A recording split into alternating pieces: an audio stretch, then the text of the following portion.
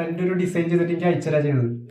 അതാണ് ഒരു സ്പെസിഫിക്കേഷനിലാക്കാൻ പറഞ്ഞിട്ട്. അപ്പൊ ലാസ്റ്റ് മൊമെന്റിലാണ് അവന്റെ ഡിസൈൻ ഞാൻ കൊടുത്തു. അതിന്റെ കൂടെയാണ് ഞാൻ എന്റെ പെട്ടെന്ന് ഡിസൈൻ ഇട്ടിട്ട് ആ ലിങ്കിൽ കയറി വേറെ ഡിസൈൻ ഞാൻ ചെയ്തിട്ടാണ് ആ സഡൻ മൊമെന്റിൽ ഞാൻ ചെയ്തത്. പെട്ടെന്ന് തോന്നിയ ഐഡിയയിൽ ഒരാൾ കൈവീശി ചിരിച്ചിങ്ങനെ ഒരു ഇന്ത്യയുടെ ഒരു ഫ്ലാഗും കരുത്തിൽ വെച്ചിട്ടുണ്ടായിരുന്നു ഡിസൈൻ. അപ്പൊ ഇത് വളരെ സിമ്പിൾ ആയതുകൊണ്ട് പ്രൈസ് കിട്ടുന്ന അതിനൊന്നും ഒരിക്കലും പ്രതീക്ഷിച്ചില്ല. വളരെ ഒരു അത്ഭുതം എന്ന് തന്നെ പറയാം. സൂരജ് സജിയാണ് തൃശ്ശൂരിൽ നിന്നും കൂടുതൽ വിവരങ്ങളുമായി ചേരുന്നത്. സൂരജ്, അരുൺ ഗോകുലാണ് ഇപ്പോൾ സംസാരിച്ചത്. ഈ ലോഗോ തയ്യാറാക്കിയത് മലയാളിയായ അരുണാണ്, തൃശ്ശൂരുകാരനാണ്. ആ വലിയ സന്തോഷം പങ്കുവെക്കുകയും 24മായി അരുണും ഒപ്പം കുടുംബവും. എന്താണ്, ഏത് രീതിയിലാണ് ഈ മത്സരത്തെ കുറിച്ച് അരുൺ പറഞ്ഞത്?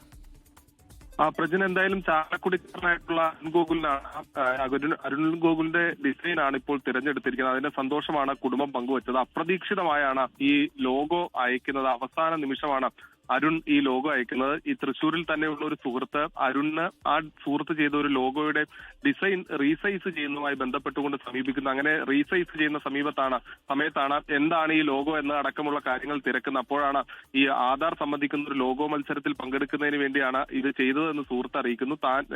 അരുണിനോടും ഈ മത്സരത്തിൽ പങ്കെടുക്കാൻ നിർദ്ദേശിക്കുന്ന സുഹൃത്താണ്. അങ്ങനെ വളരെ ചുരുങ്ങിയ സമയം മാത്രമാണ് ഉണ്ടായിരുന്നത്. അവസാന നിമിഷം ഒരു ലോഗോ തയ്യാറാക്കുന്നു. ആ ലോഗോ അവസാനമായി കാണിക്കുന്നു അമ്മയാണ്. അയക്കുന്നതിന് തൊട്ടു മുമ്പ് അമ്മയെ കാണിക്കുന്ന സമയത്ത് ഇത് വളരെ സിമ്പിൾ ആയിട്ടുള്ള ഒരു ഡിസൈനാണ്, എന്തായാലും വിജയിക്കും എന്ന് പ്രതീക്ഷ പങ്കുവെച്ചുകൊണ്ട് അമ്മ സംസാരിക്കുന്നു.